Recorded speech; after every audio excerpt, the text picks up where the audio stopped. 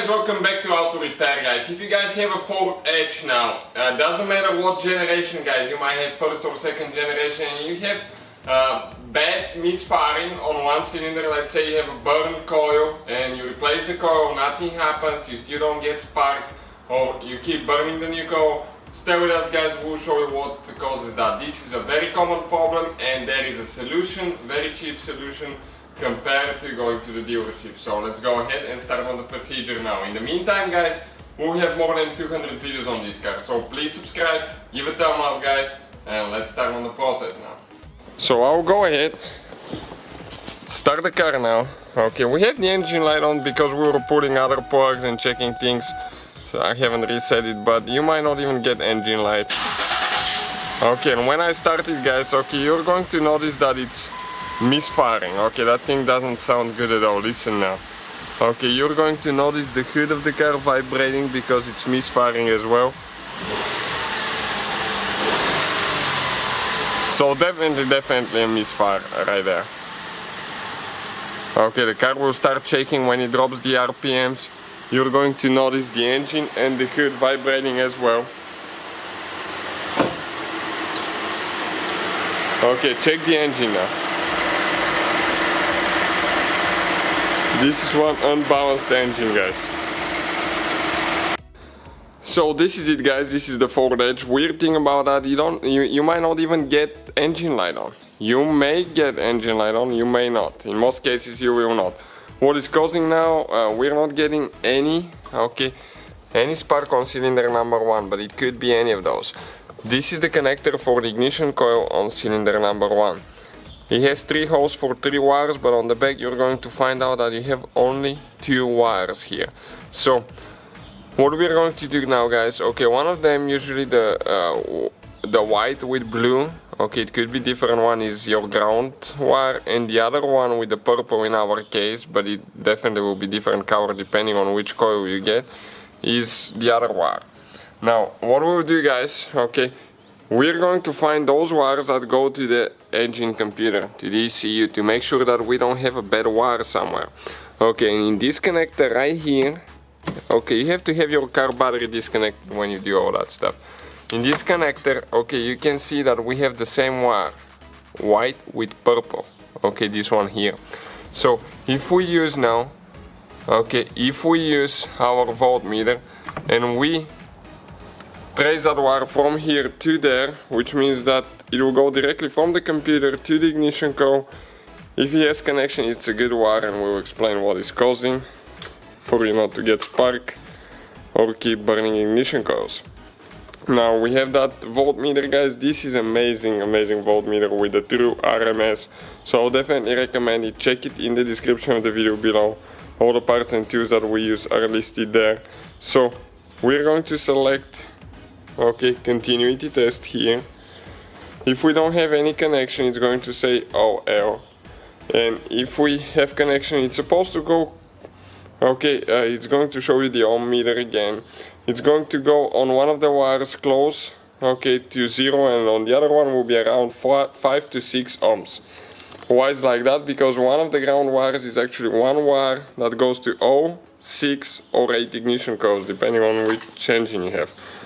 The H in this case has a 6-cylinder engine, so it will be 6 wires.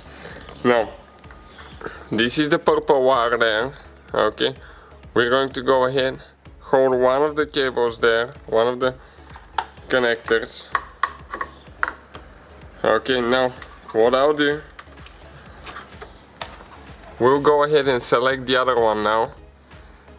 Okay, we need to trace the other purple wire. This is directly going to the ignition coil. Okay, and see what is happening now with the device. Okay, let's check it. It's supposed to go close to 0 now. Okay, we are moving a little bit. Okay, let me focus a little bit so you can see the whole action. Okay, right there, 0. So this wire is a good wire. Now we're going to trace the ground wire, okay, So we're going to switch the connector there and we'll trace that wire. It's actually the 6th wire on the bottom. So It really depends. You need to make sure that it's the same color code and everything, so you can trace it and check it. And let me get the reader here. Okay, you can see it will be close to around 6-7 ohms, because that ground wire spreads to all ignition coils, so that's perfect. So ground wire is good, the other wire is good as well, so as a result, guys, okay, that's not bad wiring. So what is causing now that, guys? It's causing it's a bad computer, okay, right here. And when you start the car, it sounds like it's misfiring, so definitely a bad situation. We'll have our computer sent for a repair, guys. Way cheaper than replacing it, because if you replace it, you have to call your keys and all that stuff to program it, and it's a complicated deal. You have to go to the dealership unless you have the equipment to do that. So what we'll do, we'll remove our computer, stay with us, we'll send it and see if that will fix the problem. So we'll remove the computer, okay? You have to have your car battery disconnected at least, I would say, 1 hour before you remove your computer. Okay, 3 connectors here. You just push that thing back, pull them out like that. Now we have, in our case, 2 nuts. Okay, 1, 2. Those are with a 10 millimeter socket that we need to remove, and after that we'll be able to pull it out.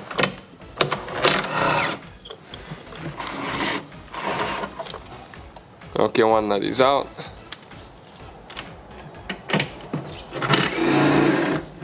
Second nut out. Grab it, pull it. It might be stuck a little bit because there is a metal plate inside that holds it down. So this is it, guys. We'll have it shipped, repaired, and see, hopefully that will fix our problem now. So we have, guys, the car battery disconnected. Now we have to have the car battery disconnected. We received the computer from the shop that rebuilt it. Okay, we want to see if it's going to work out. So fingers crossed that thing is going to work out, guys. Otherwise we have to buy a brand new computer, program it, match the keys. Okay, that's very expensive procedure, guys, if you don't have the product. So we have okay, we have everything here. We have the stickers that they placed for the warranty and everything else. Okay, you can see it's ready to go, guys. So we're going to plug it in now. Okay, it goes in the hole, and stay with us to see if it's going to fix that problem, guys.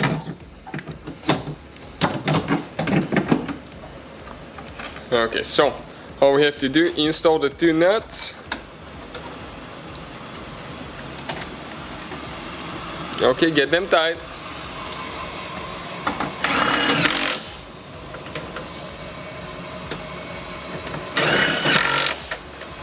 Okay, now we need to connect each one of the cables one by one. Okay, they go in, and then you press on this thing to lock them. Okay, stay with us to see when we connect the battery and fire it up if it's going to fix our problem. So we'll connect our car battery, guys. Okay, we connect the positive first and the negative second. We already had the negative connected because we didn't remove it all the way. But the correct way to connect, your car battery is to connect your positive cable first and then the negative one. So I'll go ahead, go inside, start it, and see how it sounds. So we're getting inside, guys. Okay. Moment of the truth. My heart is skipping. Okay, fired right up. Okay, let's see if we have engine light on. No engine light on. Car sounds really good. Okay, that's crazy. Okay, that definitely sounds good, guys. I'll go outside. Okay, and I want to see what the engine looks like. If it's vibrating like it used to be. Remember how it was shaking? One stable operation, guys. Okay, you can see, let me get my hands fixed.